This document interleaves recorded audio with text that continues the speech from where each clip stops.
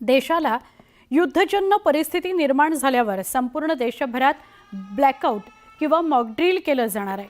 हे मॉकड्रिल का केलं जातं, या दरम्यान नागरिकांनी काय करायला पाहिजे, यंत्रणा काय करतात, याबाबत निवृत्त लेफ्टनंट कर्नल तथा जिल्हा सैनिक कल्याण अधिकारी विलास सोनवणे यांच्याशी संवाद साधला आमचे नाशिकचे प्रतिनिधी लक्ष्मण घाटोळ यांनी। आपल्यासोबत निवृत्त lieutenant colonel Vilas Sonawane sir आहेत, जे नाशिकचे जिल्हा सैनिकी कल्याणी अधिकारी आहेत।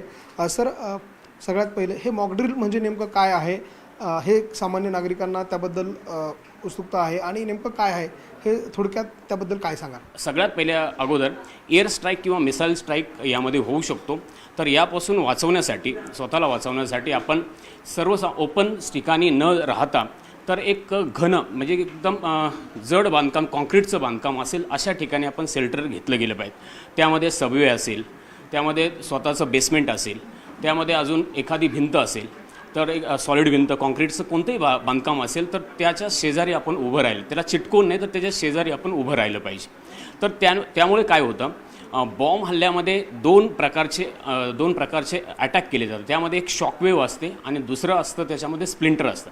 तर या शॉकवेव्हमुळे आपल्याला आपले व्हायटल ऑर्गन्स असतील, डोळे असतील, कान असतील, ती याच्यामध्ये इजा होते।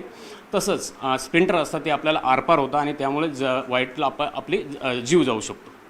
तर अशा अनेक प्रकारचं बॉम्बचं नुकसान आहे। तर त्याला वाचवण्यासाठी आपण जर बेसमेंट आणि त्याच्यामध्ये असू तर ही शॉकवेव्ह कमीत कमी आपल्याला लागते आणि स्प्लिंटर आपल्याला लागण्याची शक्यता खूप कमी असते, कारण की स्प्लिंटरचा जो अँगल असतो तो 45 डिग्रीने वरती असतो। तर त्यामुळे आपण जर खोल भागात असेल तर स्प्लिंटरपासून आपण पूर्णपणे प्रोटेक्ट होतो।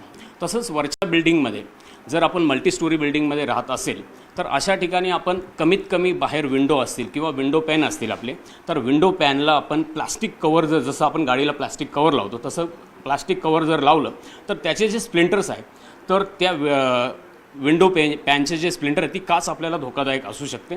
तसे जर प्लास्टिक कवर लावले तर आपण त्या प्लास्टिक ह्याच्यापासून जे ग्लास पेन्स आहे तर त्या छोटे छोटे स्प्लिंटर्स त्याचे तयार होतात शॉकवेव्हमुळे, तर त्याच्यापासून आपण वाचू शकतो स्वतःला।